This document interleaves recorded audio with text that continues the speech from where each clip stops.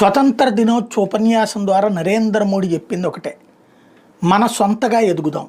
సరే, ఒక్కసారిగా మనం విదేశీ వస్తువులన్నిటిని బ్యాన్ చేయక్కర్లా, చేయలేము కూడా. కానీ సాధ్యమైనంత వరకు మనం ఒక పెన్ను తీసుకున్నాం, ఒక టిఫిన్ తీసుకున్నాం, ఒక హోటల్లో ఏదో తిందాం అనుకున్నాం, సాధ్యమైనంత వరకు మనం ఇది చేయలేమా, సాధ్యమైనంత వరకు మనం చేయగలిగేటటువంటి చేసుకోలేమా అన్నదే ఇక్కడ కీలకమైనటువంటి అంశం. మనం గుర్తుపెట్టుకోవాల్సినటువంటి అంశం కూడా. దాన్ని గనక మనం సీరియస్గా దృష్టి సారించకపోతే, అంటే ఇవాళ కనుక మనల్ని గురించి మనం గనక చూసుకోకపోతే రాబోయేటటువంటి రోజులు అతిపెద్ద సమస్య ఫేస్ చేస్తాం. భారతదేశం ఆత్మనిర్భరత సాధించాలి అంటే మన దేశం నుంచి ఉద్యోగస్తుని తయారు చేసి ఇతర కంపెనీలకు ఇవ్వడం కాదు, మన దేశమే వస్తువులు ఉత్పత్తి చేసే దిశగా ఉండాలి.